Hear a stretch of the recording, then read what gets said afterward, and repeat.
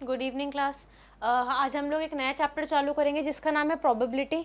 तो पहले चैप्टर का नाम लिख लेते हैं, probability.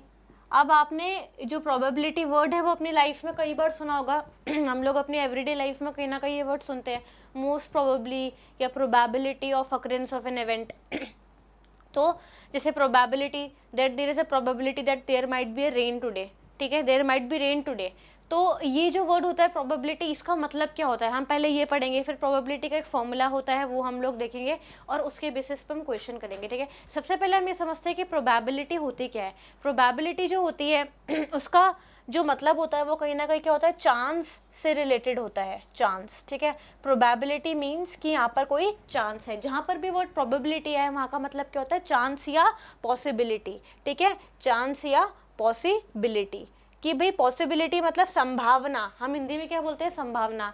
There is a probability that there might be rain today, there might be rain today मतलब कि हमारे पास संभावना है कि रेन हो सकती है, ठीक है ना। तो ये जो प्रोबेबिलिटी होती है, ठीक है ना, ये सबसे पहली बात तो हमने इसका मतलब समझ लिया। इस वर्ड का मतलब होता है कि the chance of an event या फिर the possibility of the occurrence of an event, कि कोई इवेंट कब अकर हो सकता है, ठीक है। अब इस प्रोबेबिलिटी का एवरीडे लाइफ में क्या काम होता है, कई बार क्या होता है कि जैसे हम लोगों को कुछ ऐसे एक्सपेरिमेंट्स करने होते हैं जहाँ पर हमको प्रोबेबिलिटी फाइंड करनी होती है कि क्या चांस है कि इस एक्सपेरिमेंट में ये रिजल्ट है, कि क्या चांस है कि इस एक्सपेरिमेंट में वो रिजल्ट है। तो उसको मैथमेटिकल स्टेटमेंट में जब हम लोग लिखते हैं तो उसके लिए हम लोग स्टडी करते हैं उन पर्टिकुलर इवेंट्स की, और उसको हम क्या बोलते हैं, प्रोबेबिलिटी। तो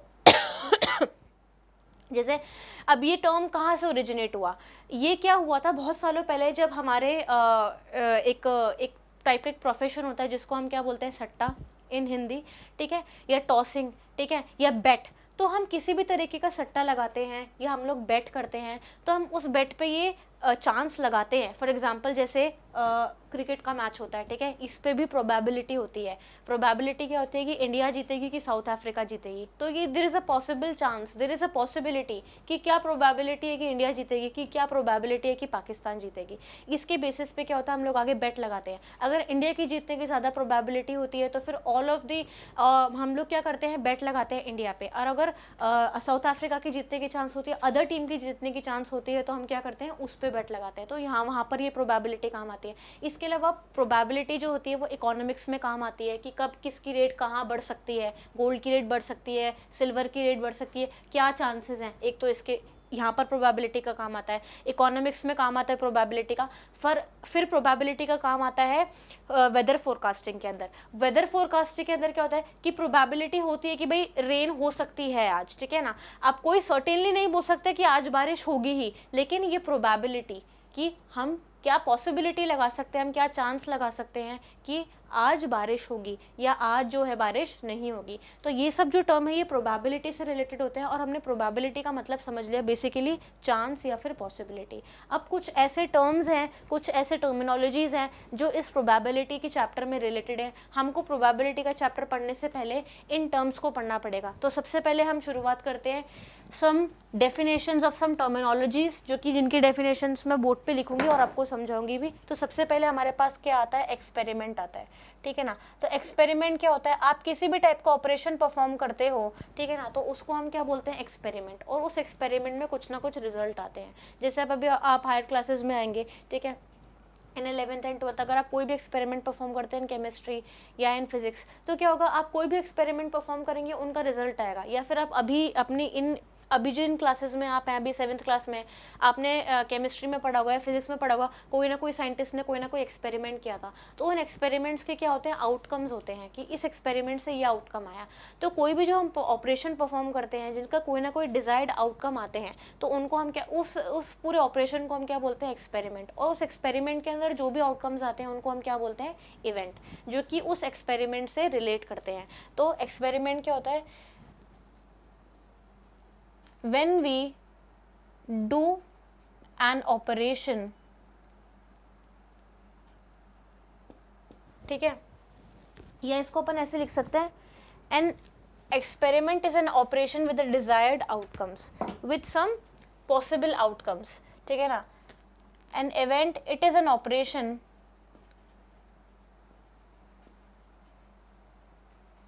it is an operation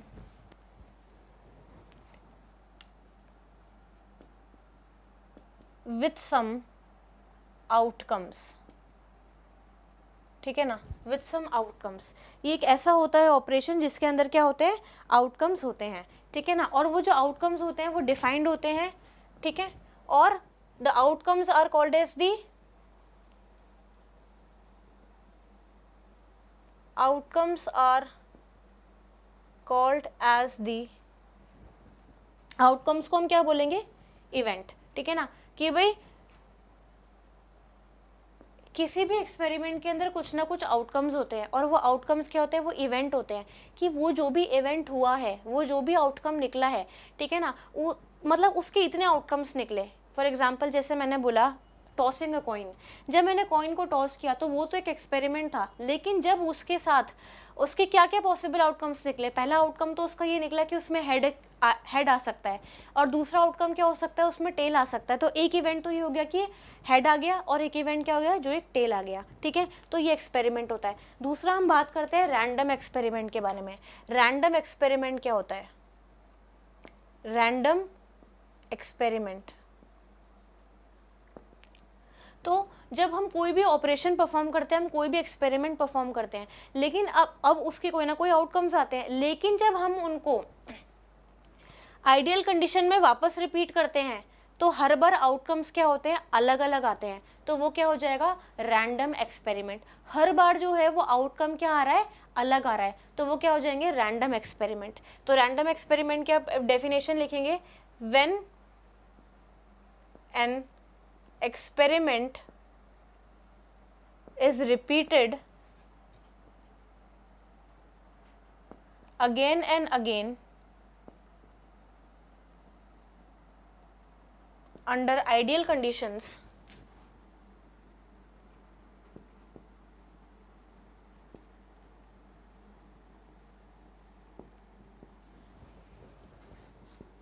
every time it will have a different outcome, हमेशा उसके आउटकम्स क्या है, डिफरेंट है। एग्जाम्पल मैं आपको इसका दे सकती हूँ, मैं लिखवाऊंगी नहीं, मैं दे सकती हूँ आप इसको एग्जाम्पल। इसका एग्जाम्पल जैसे कि आपने क्या किया, एक डाइस को आपने टॉस किया, तो एक बार तो उसमें 1 आ सकता है, फिर दूसरी बार 2 आ जाएगा, फिर तीसरी बार 3 आ जाएगा, फिर कभी 4 भी आ सकता है, 5 और 6, मतलब 1 to 6 उसमें कोई भी नंबर आ सकता है। लेकिन ऐसा नहीं हो सकता कि आपने एक बार डाइस आपने रोल किया तो आपका 1 आया, फिर दूसरी बार भी 1 आया, फिर तीसरी बार ही 1, मतलब 1 ही 1 आता रहे, या 2 ही 2 ही आता रहे, या कोई भी सर्टेन नंबर बार बार आता रहे, ऐसा पॉसिबल नहीं है। हर बार जितनी बार भी उसको आप उस एक्सपेरिमेंट को परफॉर्म करोगे उसी कंडीशंस के अंदर, लेकिन हर बार उसका जो आउटकम है वो अलग आएगा, तो उस केस में उस एक्सपेरिमेंट को हम क्या बोलते हैं, रैंडम एक्सपेरिमेंट, ठीक है। फिर थर्ड हमारे पास आता है सैंपल स्पेस, ठीक है। अब देखो सैंपल स्पेस क्या होता है, सैंपल स्पेस क्या होता है, पहले मैं डेफिनेशन लिख लेती हूँ, the total number of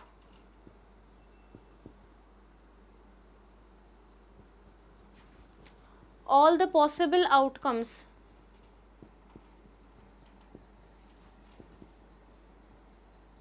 related to an experiment,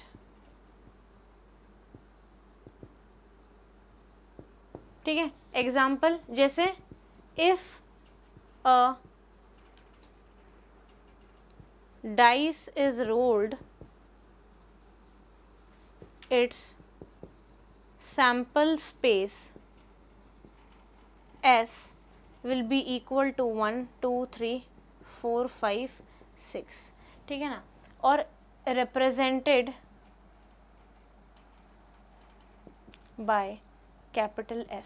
अब क्या होता है, जैसे आपने कोई भी एक्सपेरिमेंट परफॉर्म किया तो उस एक्सपेरिमेंट से रिलेटेड जो भी आउटकम्स आएंगे, ठीक है ना, उसको हम लोग क्या करते हैं, एक ग्रुप में कलेक्ट कर लेते हैं, ठीक है ना, उनका हम लोग एक सेट बना लेते हैं, और उस सेट को ही हम क्या बोलते हैं, सैंपल स्पेस। जैसे कि अगर मैंने एक डाइस को रोल किया, तो उस डाइस को रोल करने के बाद उसकी कितने पॉसिबल आउटकम्स हैं, उसमें 1 2 3 4 5 6, इनमें से कोई भी नंबर आ सकता है, तो इसका अगर मैंने सेट बनाया तो इसको हम क्या बोलेंगे, सैंपल स्पेस। फॉर एग्जाम्पल इसका एक और एग्जाम्पल हो सकता है, जैसे कि मैंने एक कॉइन टॉस किया, तो हेड आ सकता है या टेल आ सकता है, तो हेड आए या फिर टेल आए, तो उसकी सैंपल स्पेस क्या हो जाएगी, हेड कॉमा टेल, इन दोनों में से कोई ना कोई आउटकम आ सकते हैं। यही वो सारे पॉसिबल आउटकम्स हैं जो कि एक एक्सपेरिमेंट को परफॉर्म करने, जो कि हमने क्या किया है, एक कॉइन को टॉस किया है, उसके आ सकते हैं। ठीक है, तो सैंपल स्पेस को हम कैपिटल एस से क्या करते हैं, डिनोट कर सकते हैं। ठीक है, तो सबसे पहले मैं आपको इन 3 डेफिनेशन के बारे में वापस रिपीट कर देती हूँ। एक्सपेरिमेंट क्या होता है, जब हम कोई भी ऑपरेशन को परफॉर्म करते हैं तो इसका मतलब हम एक एक्सपेरिमेंट परफॉर्म कर रहे हैं और उस एक्सपेरिमेंट के कुछ ना कुछ आउटकम्स आते हैं और उन आउटकम्स को हम क्या बोलते हैं, इवेंट बोलते हैं। इसका एग्जांपल मैंने आपको दे दिया है, दो सबसे सिंपल एग्जांपल है tossing of a coin and rolling of a fair dice. ठीक है, सेकंड पॉइंट है रैंडम एक्सपेरिमेंट। जब हम किसी भी एक्सपेरिमेंट को बार बार एक ही कंडीशन में बार बार परफॉर्म करते हैं लेकिन हर बार उसका आउटकम अलग आए तो वो क्या हो जाता है, रैंडम एक्सपेरिमेंट। जैसे मैंने एक कॉइन को टॉस किया तो टेल आ जाएगा या हेड आ सकता है, कभी हेड आ जाएगा कभी टेल आ जाएगा, ऐसा नहीं हो सकता कि बार बार टेल आए या बार बार हेड आए। Similarly rolling of a dice 1 to 6 कोई भी नंबर आ सकता है, हमेशा आउटकम क्या आ रहा है, डिफरेंट आ रहा है। And the third is sample space. Sample space क्या होता है, वो सारी पॉसिबिलिटीज जो कि एक इवेंट में अकर होने की हो सकती हैं। ठीक है ना, आपने कोई भी एक्सपेरिमेंट परफॉर्म किया तो उसमें जितने भी इवेंट्स हो सकते हैं, उनकी अकरेंस होने की जितनी भी पॉसिबिलिटीज हैं, ठीक है ना, वो सारी अगर हम किसी भी सेट में रिप्रेजेंट कर देते हैं, उसको हम क्या बोलते हैं, सैंपल स्पेस, और इसको हम रिप्रेजेंट करते हैं कैपिटल एस से। तो मैंने 3 डेफिनेशन पढ़ी, इसके अलावा 2-3 डेफिनेशन और है, एक बार उसको रिपीट कर लेते हैं, आप इसको नोट डाउन कर लीजिएगा, ये बहुत इंपॉर्टेंट है। ठीक है, क्योंकि इसके बिना क्या होता है, कहीं ना कहीं हम चैप्टर को समझ नहीं सकते हैं। इसके बाद आता है हमारे पास ट्रायल। अब ट्रायल क्या होता है, जब आप किसी भी एक्सपेरिमेंट को परफॉर्म कर रहे होते हैं तो आप एक्चुअली में क्या कर रहे होते हैं, ट्रायल कर रहे होते हैं। तो ट्रायल का मीनिंग क्या होता है एक्चुअली में, trial means when we perform any experiment we do a trial. ठीक है ना, हम क्या करते हैं, जब हम बार बार किसी भी एक्सपेरिमेंट को परफॉर्म कर रहे हैं तो हम क्या कर रहे हैं, ट्रायल परफॉर्म कर रहे हैं, हम लोग ट्रायल कर रहे हैं बार बार। ठीक है, then outcome of an experiment. Outcome of an experiment क्या होता है,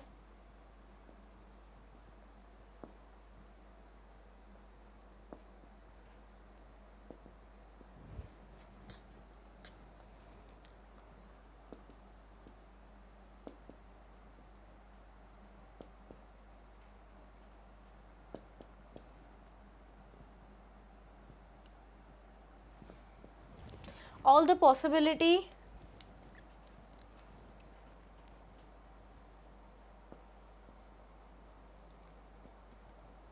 of an experiment. Outcomes of an experiment मैंने आपको पहले ही बता चुकी हूँ, आउटकम ऑफ एन एक्सपेरिमेंट यही होता है कि आप जब भी कोई एक्सपेरिमेंट परफॉर्म करें तो उसके क्या क्या आउटकम्स आ सकते हैं। ठीक है ना, तो वो क्या हो जाएगा, आउटकम ऑफ एन एक्सपेरिमेंट, कि उस एक्सपेरिमेंट के आउटकम्स क्या हो गए।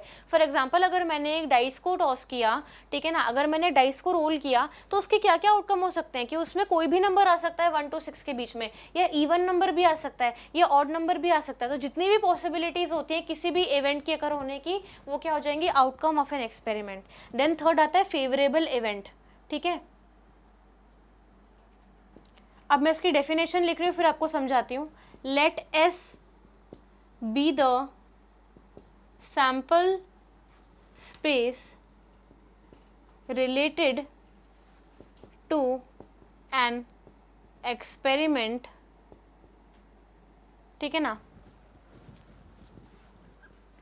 and A be the event occurring in it, then the events in sample space of A are called as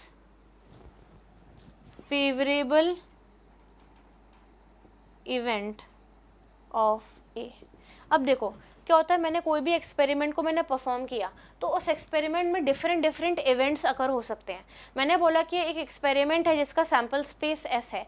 अब उसी एक्सपेरिमेंट के अंदर क्या है कि इवेंट ए अकर हो रहा है, तो इवेंट ए के अंदर जितने भी एलिमेंट्स होंगे, जितने भी अलग अलग एलिमेंट्स आ जाएंगे, जितने भी क्या हो जाएंगे, इवेंट्स होंगे उस पर्टिकुलर ए के अंदर, वो जो ए इवेंट अकर हुआ ना उसके अंदर कितने अलग अलग पॉसिबल आउटकम्स होंगे, अलग अलग इवेंट्स होंगे, उसकी जो अलग से सैम्पल स्पेस बनेगी उसको हम क्या बोलेंगे, favourable events of A. Example मैं आपको बता देती हूँ अगर आपको डेफिनेशन से समझ में नहीं आ रहा।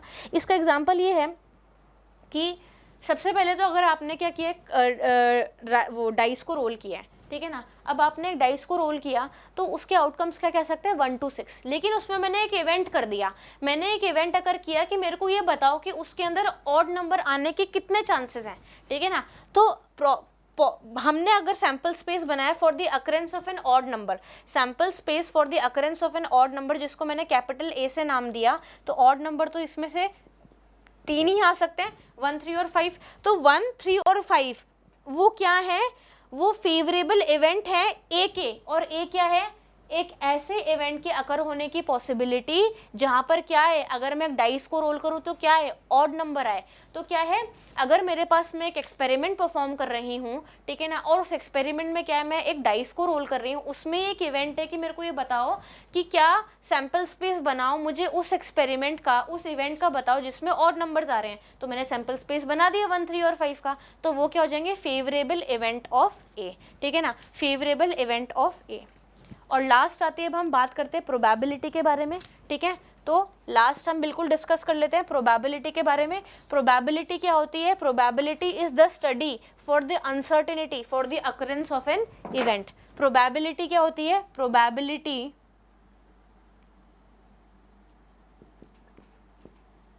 It is the study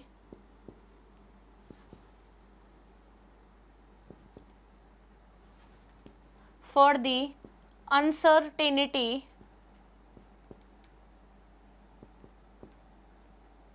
for the occurrence of an event, ठीक है ना। क्या होता है कि प्रोबेबिलिटी क्या होती है, आप जब इस बारे में, इसके बारे में स्टडी करते हैं, जब हम एक्चुअली में स्टडी कर रहे हैं कि हमारे पास किसी भी इवेंट की होने की पॉसिबिलिटी क्या है, तो वो हम किस चीज़ में पढ़ेंगे, वो चीज़ हम पढ़ेंगे प्रोबेबिलिटी के अंदर। प्रोबेबिलिटी एक स्टडी है, ठीक है ना, प्रोबेबिलिटी जो होता है वो एक सब्जेक्ट होता है पर्टिकुलर, वो एक टॉपिक होता है जिसमें हम स्टडी करते हैं कि किसी भी इवेंट की होने की पॉसिबिलिटी क्या क्या है, ठीक है ना। जैसे कि फॉर एग्जांपल डाइस, आपने डाइस को रोल किया तो 1 आने की क्या पॉसिबिलिटी है, ये हम प्रोबेबिलिटी में पढ़ेंगे। अगर हमने डाइस को टॉस किया तो अगर हमने कॉइन को टॉस किया तो कॉइन के अंदर आपकी क्या पॉसिबिलिटी आ सकती है, या तो हेड आ सकता है या टेल आ सकता है, तो हेड होने की कितनी पॉसिबिलिटी है, टेल होने की क्या पॉसिबिलिटी है। अगर आपने एक मैच परफॉर्म किया, उस मैच के अंदर इंडिया की जीतने की कितनी पॉसिबिलिटी है, या दूसरी जो अदर टीम है उसकी जीतने की कितनी पॉसिबिलिटी है, ये सब हम क्या करते हैं, प्रोबेबिलिटी के अंदर पढ़ते हैं। तो आज जो हमने इस लेक्चर में क्या पढ़ा, ये 4-5 हम लोगों ने डेफिनेशन पढ़ी, जिसमें से पहली डेफिनेशन जो थी वो एक्सपेरिमेंट की थी, ठीक है। एक्सपेरिमेंट का मतलब क्या होता है, एक्सपेरिमेंट हम कोई भी आउटकम, हम कोई भी ऑपरेशन परफॉर्म करते हैं जिसके डिजायर्ड रिजल्ट्स आते हैं, तो उनको हम क्या बोलते हैं, एक्सपेरिमेंट, और उन डिजायर्ड रिजल्ट्स या उन आउटकम को हम क्या बोलते हैं, इवेंट बोलते हैं। दूसरी बात आती है रैंडम एक्सपेरिमेंट की, हम किसी भी एक्सपेरिमेंट को बार बार अगर हम लोग परफॉर्म करते रहें, ठीक है ना, अंडर आइडियल कंडीशंस, तो उसके बावजूद भी क्या होगा कि उनके आउटकम्स हर बार डिफरेंट आएंगे, तो उनका एग्जाम्पल क्या हो जाएगा, रैंडम एक्सपेरिमेंट। फिर होता है सैम्पल स्पेस। सैम्पल स्पेस क्या होता है, जो भी आपने एक्सपेरिमेंट किया तो उसमें जो भी इवेंट अकर हुआ वो क्या हो जाएगा, सैम्पल स्पेस से रिप्रेजेंट होगा। देन ट्रायल, आप किसी भी एक्सपेरिमेंट को परफॉर्म करते हो तो मतलब आप क्या कर रहे हो, ट्रायल कर रहे हो। Then outcome of an experiment, कोई भी एक्सपेरिमेंट से रिलेटेड जो भी आउटकम होता है कि उसकी क्या क्या पॉसिबिलिटीज हो सकती हैं उस एक्सपेरिमेंट को परफॉर्म करने के बाद, वो क्या होती हैं, उसके आउटकम्स होते हैं। देन वी है फेवरेबल इवेंट। फेवरेबल इवेंट का मैंने आपको एग्जाम्पल बताया था, और पहले मैं आपको डेफिनेशन बता देती हूँ। फेवरेबल इवेंट का मतलब है कि अगर मैं कोई भी एक्सपेरिमेंट परफॉर्म कर रही हूँ और उसके अंदर एक इवेंट ए हो रहा है, तो उस इवेंट के अंदर जितने भी आउटकम्स आ रहे हैं, ठीक है ना, उस पर्टिकुलर इवेंट के सैंपल स्पेस में जो भी आउटकम्स आ रहे हैं वो क्या हो जाएंगे, उसके फेवरेबल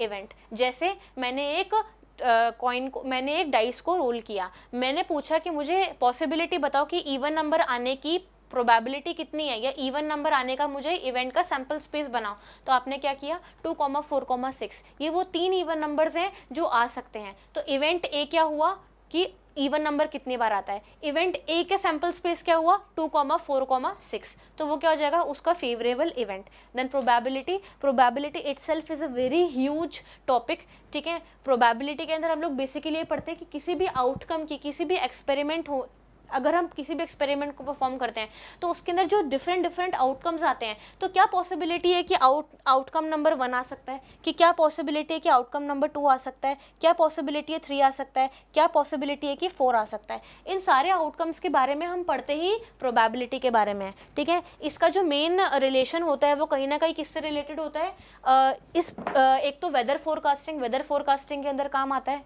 कि हमारे पास रेन होने की कितनी पॉसिबिलिटी है, कि आज मौसम कैसा रहेगा, उसमें काम आ सकता है, ठीक है।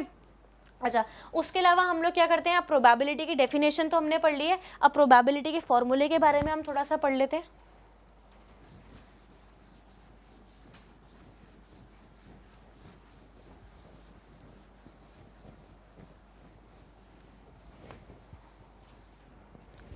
प्रोबेबिलिटी के फॉर्मूले के बारे में पढ़ लेते हैं। तो प्रोबेबिलिटी का जो फॉर्मूला होता है,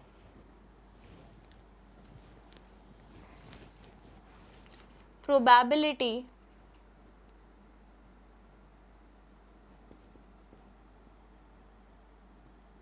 for an event A.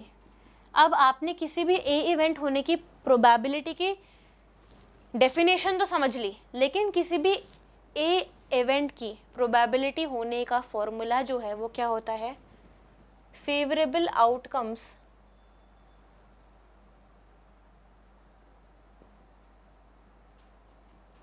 Of event A upon total number of outcomes.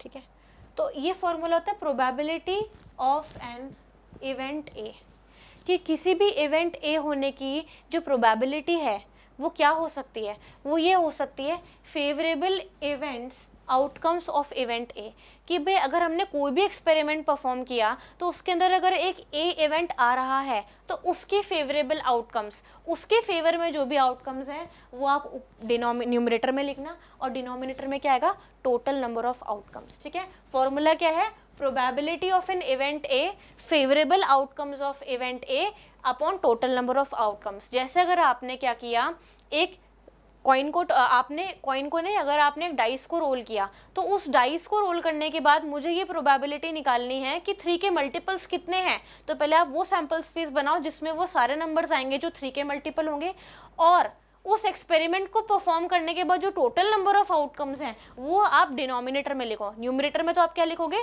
सारे 3 के मल्टीपल्स लिख लोगे, और डिनोमिनेटर में क्या लिखोगे, all the possible outcomes related to that particular experiment of tossing the coin। ठीक है, तो उसके बाद क्या होगा, जब आप इन दोनों को डिवाइड करोगे तो उनकी क्या है, प्रोबेबिलिटी है आ जाएगी। हम नेक्स्ट लेक्चर में प्रोबेबिलिटी के बारे में पढ़ेंगे कि एक्चुअली में प्रोबेबिलिटी का फॉर्मूला जो है वो कहाँ एप्लीकेबल होता है, ठीक है ना, और किस तरीके से हम क्वेश्चंस को परफॉर्म कर सकते हैं, किस तरह हम अलग अलग क्वेश्चंस को देखें, किस तरीके से हमको क्वेश्चन को सॉल्व करना है। और जो थर्ड इंपॉर्टेंट चीज़ है वो ये है कि हम अलग अलग चांसेस के बारे में पढ़ेंगे कि किसी भी इवेंट के होने की चांस कितनी है, बिल्कुल श्योर चांस है कि इम्पॉसिबल चांस है, गुड चांस है, इसके बारे में पढ़ेंगे। ठीक है, यहाँ पर हमने सिर्फ प्रोबेबिलिटी के बारे में आज के टॉपिक में आज के लेक्चर में हमने क्या पढ़ा, प्रोबेबिलिटी के बारे में पहले तो देखा कि प्रोबेबिलिटी का मतलब क्या होता है सिंपल टर्म्स के अंदर, फिर उसके बाद हमने कुछ और एग्जाम्पल लिए डे टू डे लाइफ, फिर हमने कुछ टर्मिनोलॉजीज के बारे में पढ़ा, फिर उसके बाद हमने फाइनली प्रोबेबिलिटी के डेफिनेशन के बारे में पढ़ा, और लास्ट में प्रोबेबिलिटी के आपको फॉर्मूले के बारे में बता दिया है जिसके बारे में हम नेक्स्ट लेक्चर में पढ़ेंगे। ठीक है, तो इस लेक्चर में इतना ही, थैंक यू।